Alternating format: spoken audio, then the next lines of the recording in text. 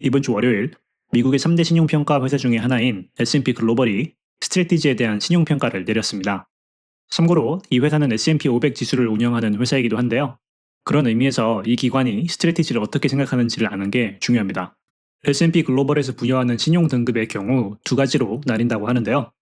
안전하다고 평가받는 인베스트먼트 그레이드의 경우 AA부터 시작해서 BBB-가 있고, 좀 더 위험하다고 평가받는 스페큘레이티브 그레이드의 경우 BB 플러스부터 D까지 있다고 합니다. 이번에 스트레이티지가 부여받은 신용 등급은 스페큘레이티브 그레이드의 중간 기업인 B-라고 하네요. 분명 높은 등급은 아니지만 트레저리 기업으로서 이런 신용 등급을 평가받았다는 것만 하더라도 상당한 의미가 있는 일입니다. 이 문서에서 S&P 글로벌이 왜 이런 신용 등급을 내리게 되었는지 총 6가지 이유를 대면서 자세히 설명해 주는데요. 하나씩 천천히 분석을 해보도록 하겠습니다. 가장 먼저 여기서 하는 말은 S&P 글로벌의 위험 조정 자본 계산에 따르면 스트래티지의 총 조정 자본이 마이너스인 점이 좋은 신용 등급을 줄 수 없는 가장 큰 요인이다 라고 말하는데요. 자, 이게 말이 어려운데 무슨 말이냐면 S&P 글로벌이 한 회사가 가지고 있는 자본을 계산할 때 위험성이 있는 자산의 경우 어느 정도 그 자산이 하락할 상황을 감안해서 계산한다고 합니다. 예를 들면 어떤 회사가 가지고 있는 어떤 자산의 현재 가치가 100억인데 그 자산이 위험성이 있다고 판단할 경우 그 자산의 가치가 하락할 때를 감안해서 100억이 아닌 20억 이렇게 가치를 떨어뜨려서 계산을 한다는 거죠. 그런 계산법이 여기서 말하는 위험 조정 자본 계산 RAC 계산입니다. 그런데 말이죠. 비트코인의 경우 변동성이 워낙 심하기 때문에 S&P 글로벌이 스트래티지의 RAC를 계산할 때 비트코인의 가치를 사실상 없다고 가정하고 계산했다고 합니다. 그리고 그렇게 비트코인의 가치를 빼놓고 RAC 계산을 해서 측정한 이 회사의 자본, 총 조정 자본이 마이너스라는 거죠. 이건 당연한 거죠. 스트래티지의 자본 구조라는 게 결국 비트코인의 시장 가치와 전환사채, 우선주 같은 이 회사가 가지고 있는 부채인데 비트코인의 가치를 빼버리니 부채만 남고 총 조정 자본이라는 이 지표가 마이너스가 나온 겁니다. 그리고 황당하게도 이 계산이 스트래티지에게 낮은 신용평가를 준 가장 큰 요인이라고 설명을 하는데요. 스트래티지 자체의 문제라기보다는 아직도 이런 기관들이 비트코인이라는 자산을 어떻게 생각하는지 보여주는 한 예라고 생각할 수 있겠습니다. 아직 비트코인이 갈 길이 먼 자산이라는 거죠.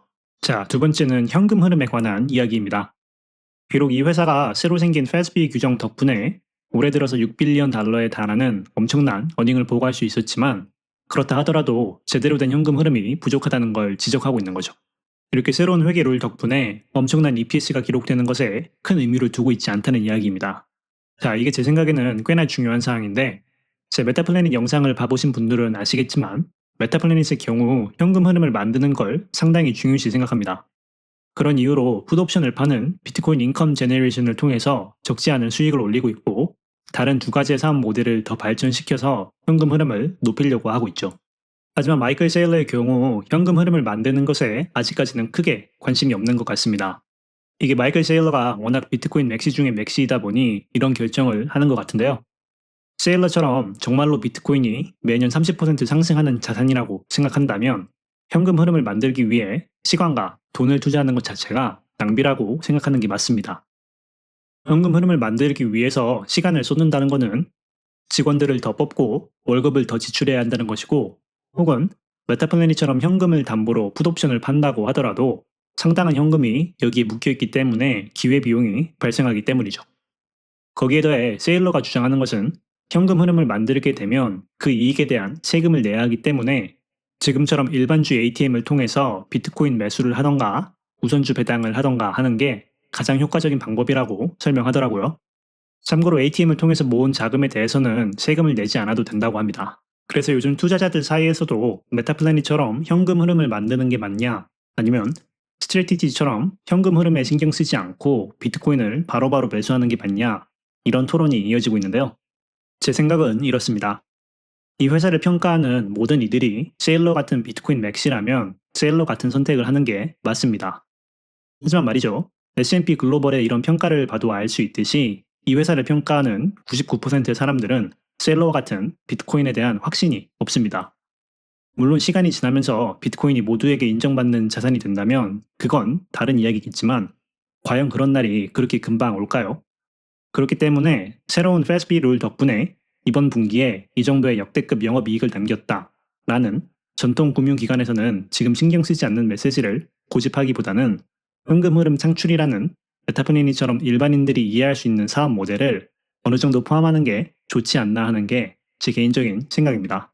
스트레티지는 그 어느 회사보다도 비트코인이 많은 회사이기 때문에 본인들이 마음만 먹으면 비트코인을 담보로 현금 흐름을 만드는 건 생각보다 어려운 일은 아닙니다.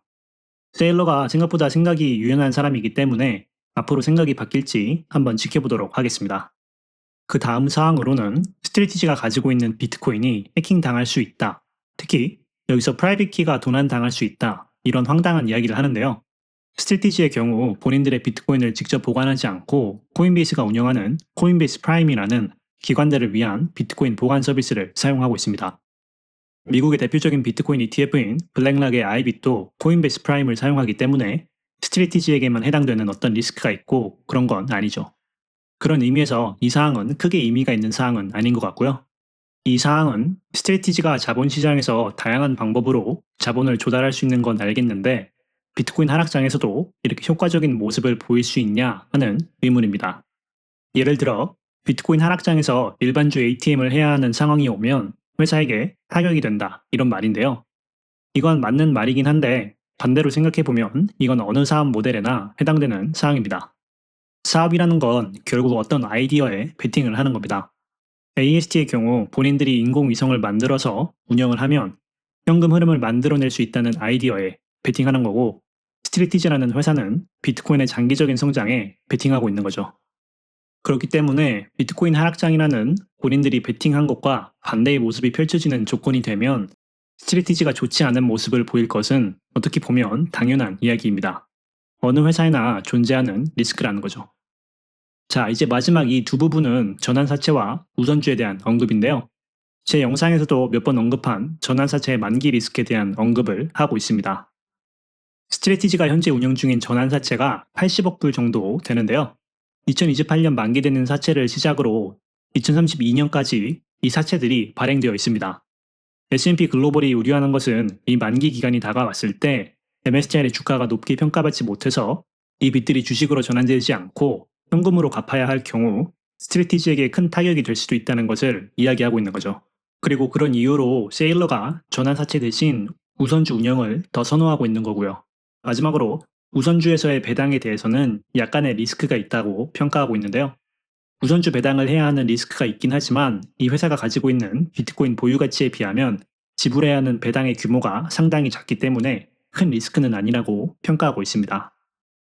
재밌는 건 이 전환사채와 우선주 이야기를 할 때 S&P 글로벌이 사실상 이 회사에 대해 유일하게 긍정적인 톤의 평가를 해준다는 건데요. 전환사채를 이야기할 때는 이 회사의 신중한 전환사채 운영에 대해서 언급하고 맨 위에 보면 이런 우려사항이 있긴 하지만 이 회사의 신중한 자본구조 운영 때문에 그나마 이 정도의 신용평가를 내렸다 이런 말이 있습니다.